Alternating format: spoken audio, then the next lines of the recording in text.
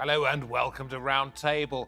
After weeks of trying to hold his fractious governing coalition together, Mario Draghi's admitted defeat and resigned as Italy's Prime Minister. It appeared that almost everyone wanted him to stay, apart from members of his own government of national unity. So how did Italy's latest political crisis get so bad that even a leader as popular as Draghi couldn't carry on?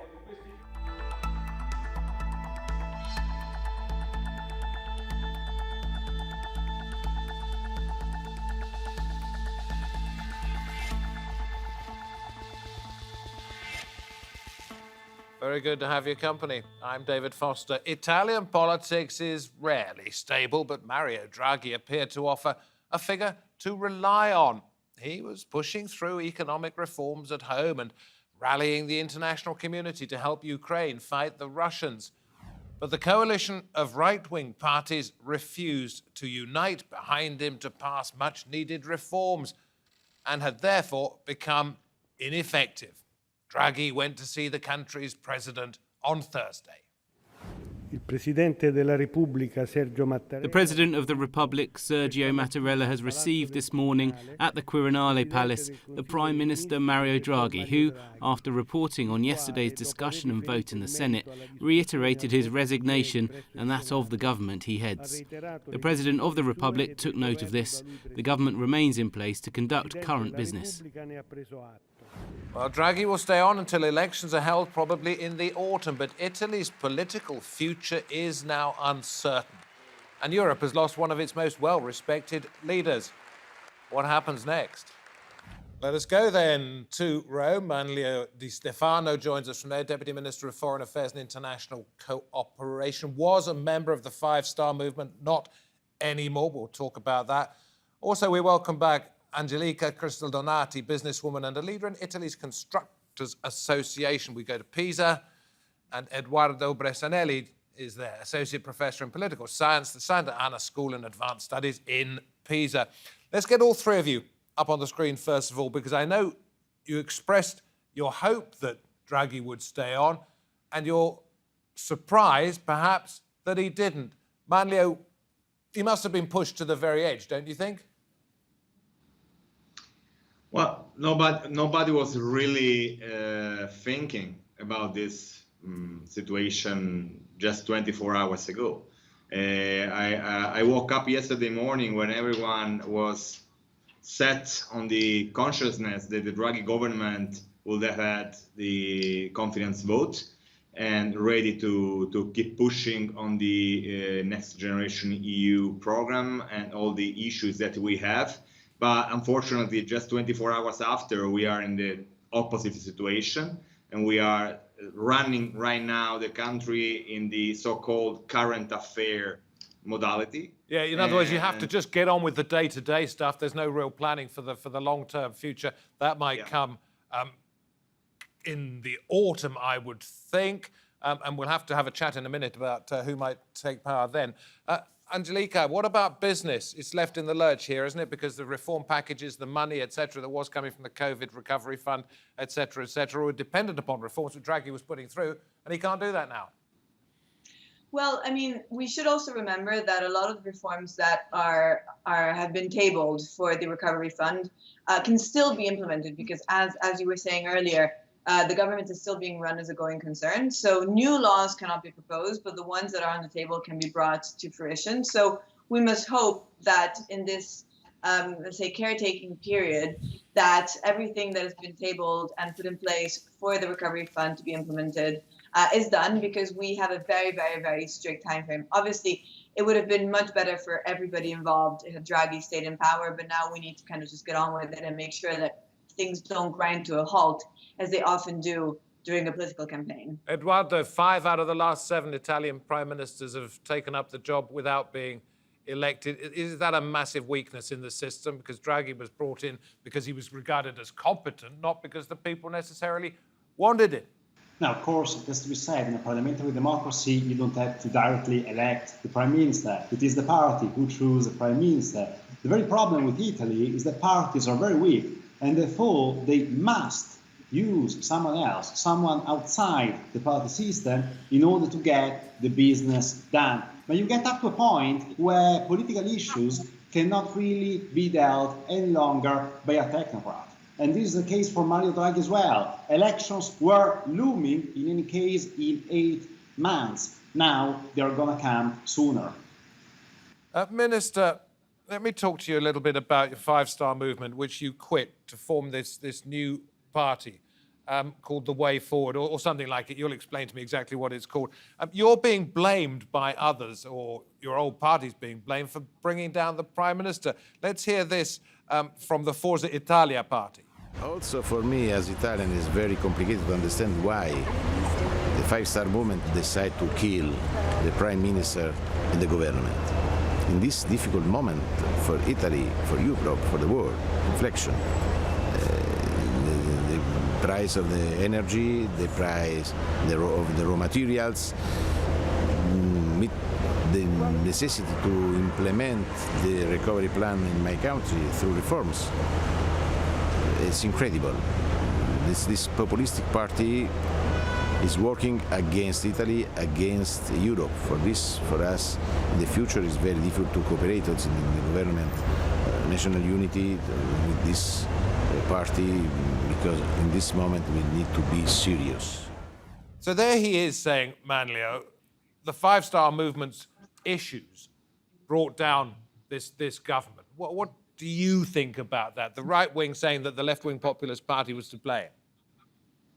Well, that's a lot more complicated than this. And I think that there is a huge responsibility, for sure, of the five-star movement, and that former President Conte is now ruling the five-star, and also of the right-wingers in the Italian parliament, because, you know, five-star opened the crisis voting against the confidence vote 1 week ago to the government. But then yesterday, the right-wingers, namely Forza Italia, Lega Nord, and Fratelli d'Italia, decided to abstain to the confidence vote too, and two of them were part of the majority. Therefore, there was no possibility for the Mario Draghi presidency to go on. So yesterday, that was exactly the technicality that changed everything. Because without five-star movement, at the end of the day, could have achieved anyway a result. Okay, I'm going to stop you there because I want to get an opinion from above, if you like. You're inside politics, Manlio, so I want to go outside, if you like, and get an overview from you, Edoardo. There are some who have suggested that it was support or lack of support for sending weapons to Ukraine that brought this about. Is there a real split within Italian society and Italian politics about which direction to take when it comes to the Russia-Ukraine conflict? Look, there were several issues that were dividing increasingly up the parties, making up Draghi super majority. Certainly Ukraine was one of them, with a section of the Partisan movement and the League, which have traditionally been much more pro-Russian, and certainly recently expressing reservations on the sending over to Ukraine of weapons. But that's not the only issue which was dividing parties apart. As Draghi himself yesterday had to recognize, we were getting to a point where skirmishes, divergences, issues were brought up by parties which were no longer looking for governing, but were looking increasingly so to catch votes. And the parties who were, according to the polls, in difficulty were, of course, pushing more and more to get, their voters back on them rather than on the governing agenda. Angelica, you're going to tell me why you think, not just from a business perspective, but from a personal perspective, why Mario Draghi appears to have been well-liked by pretty much everybody except his own coalition government. What do you think makes him stand out? I mean, what makes him stand out is the person that he is. He is Mr. Whatever it takes. He is the guy who saved the euro. I think if you were to poll anybody in the world who the top 10 leaders globally are, he would be maybe even in the top 5, not even in the top 10. So he is a great authority figure. He is a figure that has brought credibility to Italy. And arguably, it has put Italy front and center of the European scene as well, because ever since Angela Merkel retired from her leadership of Germany and therefore of the EU, Draghi was stepping into that gap. So people love him because he is the most competent Italian on the market at the moment, and he gave brand Italy a completely new boost, and one that we sorely needed. So now to lose him, when we could have kept him, when we could have carried on with him, is very sad, is very demoralizing for a lot of people. Well, even members of parliament, as he was bidding his farewell, showed how much they loved him. Thanks for all of this. Sometimes a central bank governor's heart is also touched. So is Italy, Angelica, shooting itself in the foot with all of this? Is it causing untold damage? That remains to be seen. And obviously, as an Italian, I hope that we don't end up deeply regretting what just happened. Obviously, nobody wanted, none of the public, none of the people, myself included, wanted this to happen. We were hoping that Mario Draghi could run the government, run the country up until the natural end of this legislation, which would have been beginning of 2023 anyways, because there's a lot of important reforms, as we discussed, that are being put in place. We have our budget law, which needs to be prepared and put out before the end of the year. So there's plenty of very critical deadlines. Now, is everything out the window? Is it a tragedy? Let's hope not. Let's hope that there's a good caretaker government, perhaps even led by Mario Draghi. We don't know exactly yet what's going to happen between now and the elections, but let's hope that things carry on in an orderly manner and that we don't lose all of these important milestones. Okay, I want to ask you, Manlio, if I may, about the situation in Ukraine. We'll talk about that first. Then I want to come to you to talk about the future, come these possible elections in autumn. Will Italy's support for Ukraine, the sending of weapons there, continue?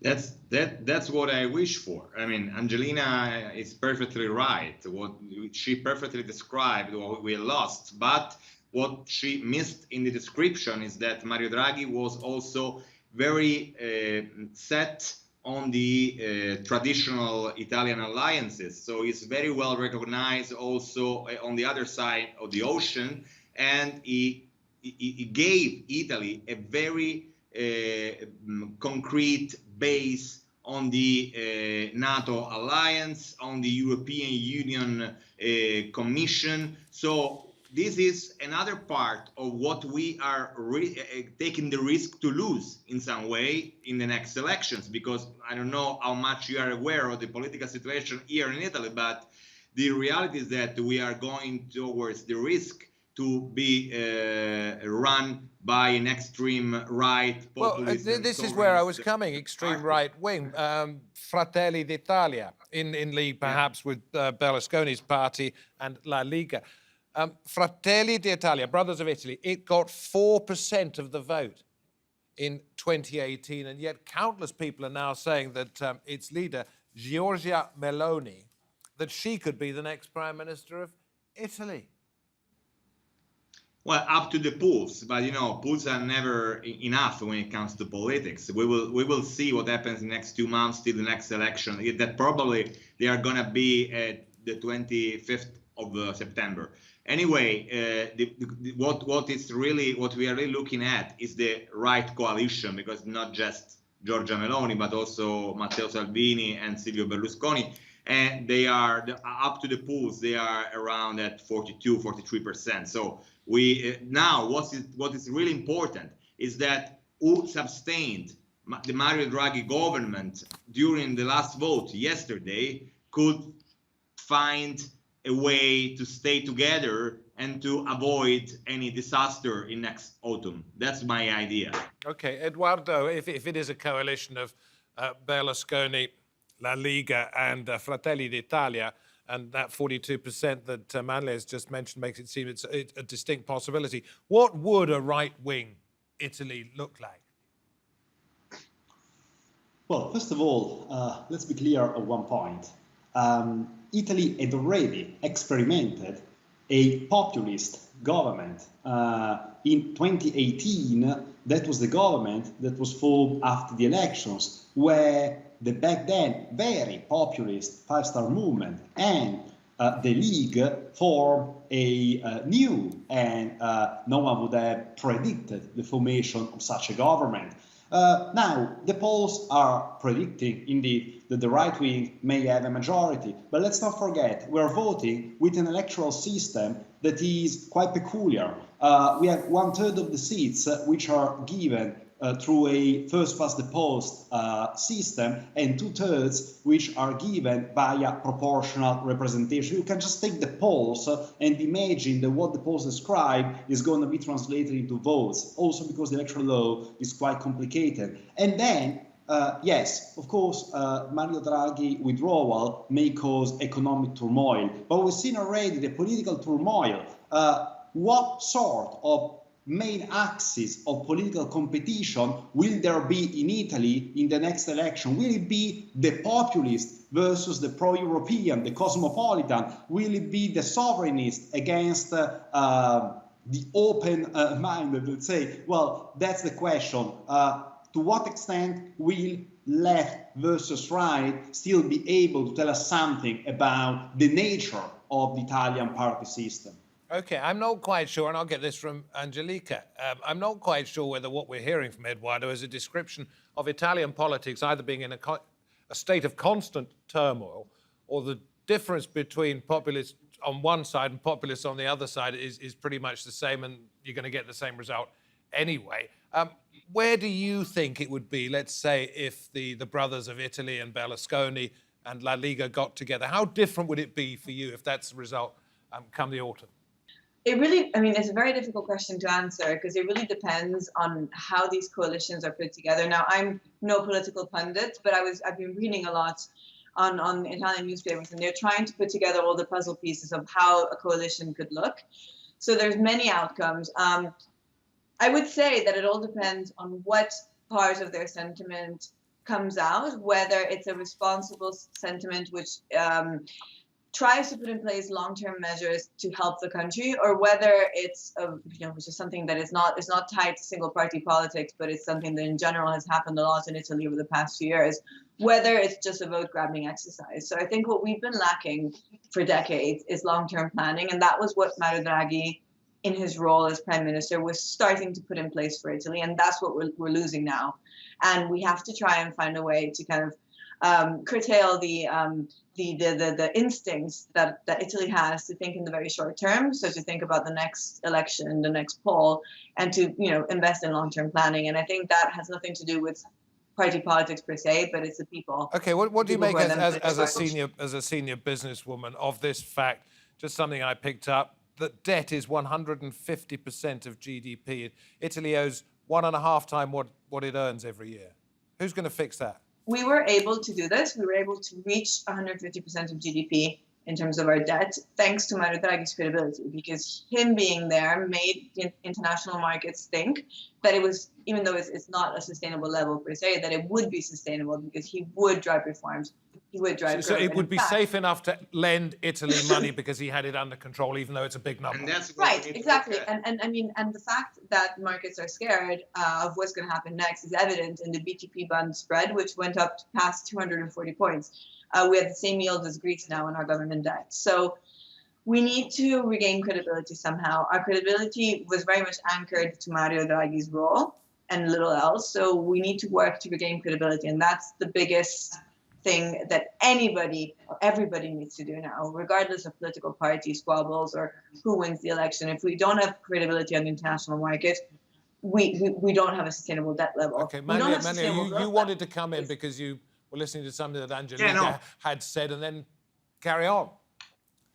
I do agree again with Angelina. The point is that this unsustainability of the debt in Italy was really kept safe by Mario Draghi's credibility, and also the plan of reforms that he has in his own agenda. That's why today we announced already that even though Mario Draghi is not there anymore, it will not there anymore, we will bring to the population an opportunity to keep those reforms safe with a coalition of parties that still recognize themselves into the Mario Draghi's agenda. And this is, sorry to stop you, this is with your new party, Insieme per il Futuro, Together for the Future. Not just my party, because obviously we will not have the numbers to run the government by ourselves, but with a coalition for sure. Okay, let me come to you, Edoardo. I've got an article here in front of me. It says Mario Draghi's fall and the death of Italian left-wing populism. First of all, help me with this. What is the difference between right-wing populism in Italy and left-wing populism in Italy as it affects the ordinary people? Well, there is a clear difference in that left-wing populism has had or has supported a social agenda. And indeed, one of the main criticism that has been raised against Mario Draghi, but more broadly against mainstream politics, is that it doesn't pay enough attention to the needs of the ordinary people. And indeed, the criticism which has been leveled by the Faster movement against the Draghi's government is indeed mainly, beside the Ukrainian story we mentioned before, is linked to the social agenda of this government. Whereas right-wing populism is much more keen on migration, sovereignty, the issue of identity. But what brings them together is the fact that both quite dislike the European Union. Okay, Angelica, let me come to you on this one. Whoever becomes the new Prime Minister is going to need a great deal of energy, but so is everybody in Europe going to need a lot of energy, and it's costing more and more and more. I think I've read that Italy's dependence on Russia, 40% of Italy's gas comes from Russia. Is there going to have to be a new approach, either appeasement of what Moscow is trying to achieve in Ukraine, or a further commitment to try and defeat Putin, etc., etc.? Where do you think it's likely to go? So in terms of Italy's gas dependency, actually in his speech yesterday, Mario Draghi said that over the course of the past few months, thanks to all the negotiations they put in place with African countries and other suppliers, I think it's gone down from 40 to 25. But there's this whole big issue around what's going to happen next winter, regardless. One of the measures that the government needs to put in place in the next few weeks is also a safety net. In August, they should implement another safety net against rising fuel prices. Fuel prices have gone up by 600%, I believe, range between 450 and 600%. And businesses and families are extremely vulnerable in countries like Italy and Germany that are very dependent on Russia for a good part of their gas. I'm going to stop you only because we are short of time, and I want to throw that to a minister in the current government. And say to you, Manlio, it really doesn't matter who's in charge. The pain's coming, and any new prime minister, any coalition government isn't going to be able to stop that.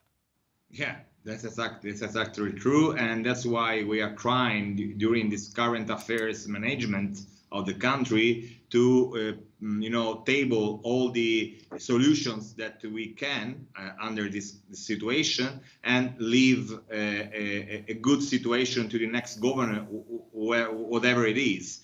And that's what we are trying to do. And in the gas situation that you just touched is very important. And the speech of President Draghi yesterday is exactly what we have achieved. We reduced 50% the dependency on Russia, and we are going to reduce even more before the next winter. So we are pretty fine with that.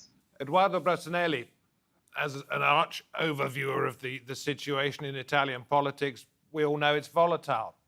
Is it at all possible that Mario Draghi could return at some point? Well, that's the million-dollar question, I'd say.